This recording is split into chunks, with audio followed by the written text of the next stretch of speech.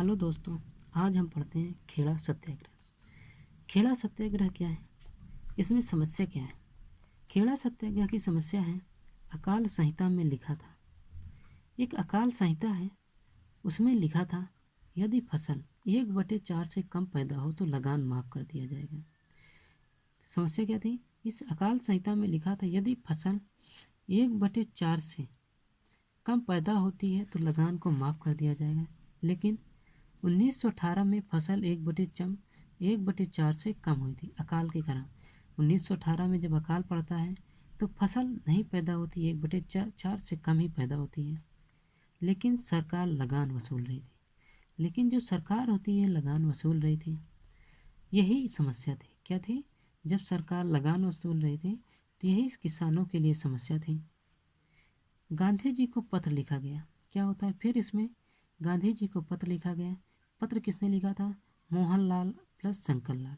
Mohanlal plus Shankarlal ने इसमें गांधी जी को पत्र लिखा। Mahatma Gandhi plus servant of India society के सदस्य विट्ठल भाई पटेल और गुजरात सभा ने जांच की और पाया कि फसल 1/4 से कम उत्पादन हुआ है। इसमें कौन कौन, महात्मा गांधी थे और सर्वेंट ऑफ इंडिया सोसाइटी, जो सर्वेंट ऑफ इंडिया सोसाइटी के सदस्य विट्ठल भाई पटेल थे ये, और गुजरात सभा ने जांच की। और क्या कहते हैं, जो गुजरात सभा थी इसने जांच की और पाते हैं कि फसल 1/4 से कम उत्पन्न हुई है। किसके कारण, अकाल के कारण फसल 1/4 भाग से कम उत्पादन हुआ है। गांधी जी ने आंदोलन में कहा किसान लगान ना दें। फिर गांधी जी आंदोलन करते हैं और आंदोलन में कहते हैं कि किसान लगान ना दें यदि सरकार गरीबों का लगान माफ़ कर दे। और कहते हैं यदि जो गरीब किसान है सरकार उनका लगान माफ़ कर दे और जो योग्य किसान है वो लगान दे। क्या कहते हैं, जो गरीब किसान है उनका सरकार लगान उनकी माफ़ कर दे और योग्य किसान से लगान ले ले। आंदोलन सफल रहता है। जो सिर्फ क्या होता है, सिर्फ उन्हीं से लगान लिया गया जो देने में योग्य थे या सक्षम थे।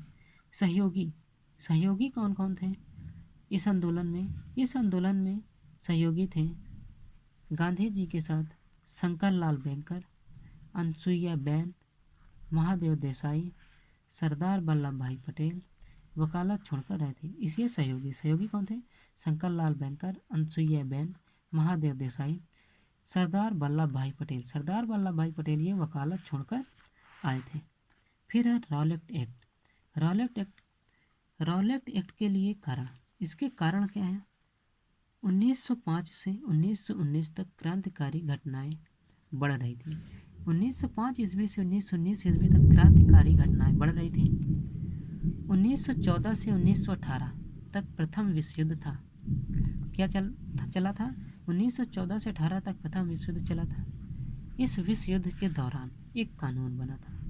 क्या बना था, इस विश्व युद्ध के दौरान एक कानून बना था, भारत रक्षा अधिनियम। क्या बना था, भारत रक्षा अधिनियम।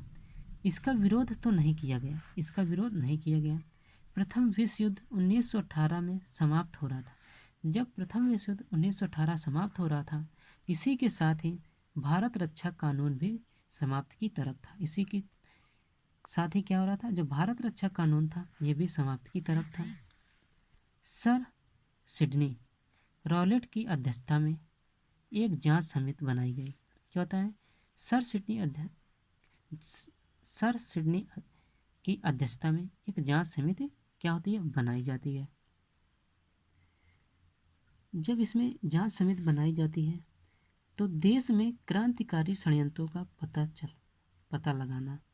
इसमें क्या हुआ था, देश में क्रांतिकारी षड्यंत्रों का पता लगाना, एक ऐसा मार्ग तलाशें जिससे इन्हें नियंत्रित किया जा सके। और दूसरा था कि एक ऐसा मार्ग तलाशें जिससे इन्हें नियंत्रित किया जा सके। सदस्य कौन थे, बेसिल स्कॉट जो बम्बई के सीजीआई थे, कुमार स्वामी शास्त्री जो मद्रास हाई कोर्ट के जज थे, प्रभात चंद्र मिश्र कलकत्ता हाई कोर्ट के वकील थे, बर्ने लार्बट, जो उत्तर प्रदेश के बोर्ड ऑफ रेवेन्यू के सदस्य थे। इसमें रिपोर्ट क्या आई? रिपोर्ट यह निकली कि भारत रक्षा कानून की जगह एक नया कानून लाना चाहिए। क्या होया? भारत रक्षा कानून की जगह एक नया कानून लाना चाहिए। फौजदारी कानून में परिवर्तन, जो फौजदारी कानून था इसमें परिवर्तन, ताकि इन घटनाओं को रोका जा सके। ताकि क्या किया जा सके? ताकि इन घटनाओं को रोका जा सके। इसके बाद है मार्च 1919 में रॉलेट एक्ट पारित। इसके बारे में हम कल पढ़ेंगे।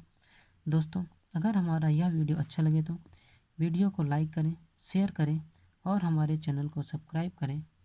धन्यवाद।